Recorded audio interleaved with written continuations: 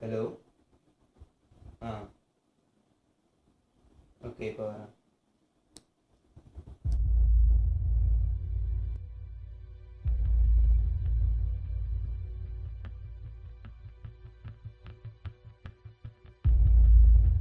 பேர் நரன் சார். அனாதை பையன். சின்ன வயசுலேருந்து ஹாஸ்டலில் தான் தங்கி படிச்சுக்கிட்டு இருந்தேன். 4 வருஷம் முன்னுக்கு தான் வெளியே ஷிஃப்ட் ஆகி வேலை செஞ்சுட்டு இருந்தேன்.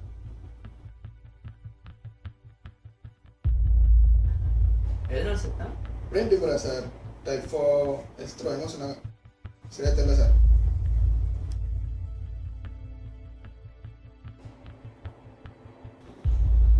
செக் பண்ண சொன்னாங்க லிஸ்ட்டு. நீங்கள் கொடுத்த லிஸ்ட் படி எல்லாம் செக் பண்ணியாச்சு. பிளட் டைப்ல இருந்து எல்லாம் பக்காவாக மேட்ச் ஆகுது.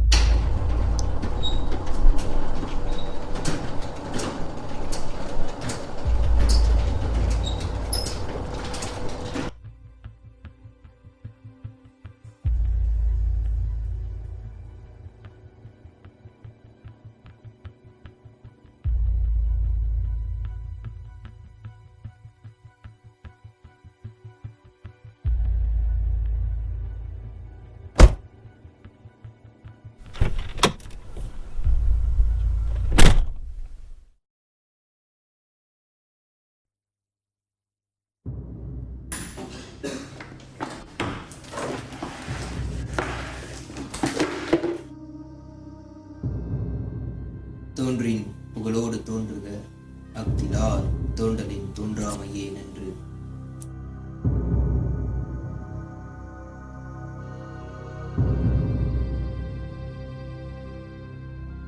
நான் ஒரு மருத்துவர். என் பேர் சிவேந்திரன். குதிக்கிறவனை பார்த்து நேரத்தை தெரிஞ்சுக்கிற காலத்திலே என் முன்னோர்கள் மருத்துவத்துறையில் தேர்ச்சி பெற்றவர். அவர்களுக்கு தெரியாத மூலிகை ரகசியம் எதுவுமே இல்லை. மூலிகையை கொண்டு எதுவும் செய்யலாம் என்றே அவங்களோட உத்தேசம். இந்த காலத்திலும் கேள்விக்குறையா இருக்கிற ஒரு விஷயத்த என் முன்னோர்கள் மருத்துவத்துறையில் ஒரு அபூர்வ அத்தியாயத்தை துவக்கி வச்சாங்க. ஆனா அந்த ஆராய்ச்சி சில இடையூறுனால தடைபெற்றுச்சு. அந்த ஆராய்ச்சியை தான் நான் இப்ப முழுமையா செஞ்சுக்கிட்டு வரேன். என் முன்னோர்களின் கனவு, அயராத உழைப்பு, எப்படியாவது இந்த ஆராய்ச்சியை எல்லாத்துக்கும் பயனுள்ள ஒரு வைத்தியமாக்குறது தான். ஆனா இந்த ஆராய்ச்சி இப்ப என் சுயநலத்துக்காக பாய்க்கிறேன். இது எனக்கு வெறும் ஆராய்ச்சி மட்டும் இல்லை, நான் இழந்த ஒரு சந்தோஷத்தை கொடுக்கக்கூடிய ஒரு விஷயம். இன்னும் சொல்ல போனா இந்த ஆராய்ச்சினால தான் நான் இன்னும் உயிரோடவே இருக்கேன். இன்னும் எவ்வளோ நாள் இருப்பேன்? இந்த வினாக்களுக்கெல்லாம் அந்த ஆண்டவனுக்கு தான் வெளிச்சம். பல தோல்விகள், பல யுகங்கள், நாள் கடந்து போக இறுதியில் நல்லதோர் முடிவுரை கிடைத்தது. இந்தோனேஷியா, பாலி அருகாமையில் ஒரு சிறிய தீவு. அத்தீவில் மட்டும் கிடைக்கக்கூடிய நீர்வாழும் ஆயுள் பச்சிலை செடி. கொடிய விஷம் தரித்த அச்செடி சரியான முறையில் பயன்படுத்தினால் மனித உடலில் செயல் இழந்த நரம்புகளை புதுவித்து மீண்டும் முதிர ஓட்டத்தை தரக்கூடிய வல்லமை பொருந்திய பச்சிலை செடி அது. அந்த குளத்தில் வாழ்கின்ற மீன்கள் அச்செடியை அருந்திய பிறகே கொடிய விஷம் தரித்த செடி மூலிகையாக மாற்றும் பெறும்.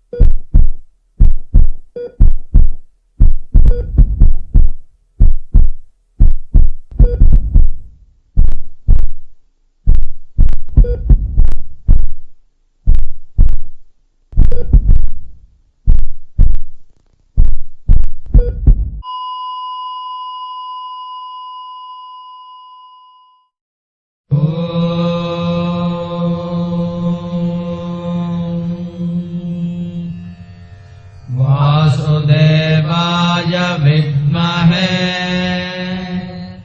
वैद्यराजाय धीमहि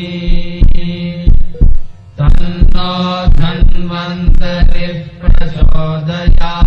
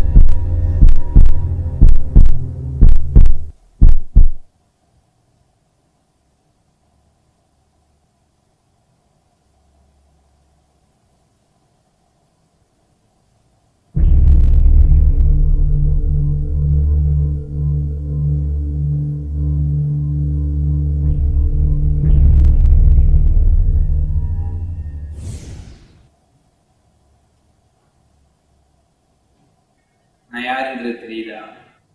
நான் தான்டா உன் அண்ணன்.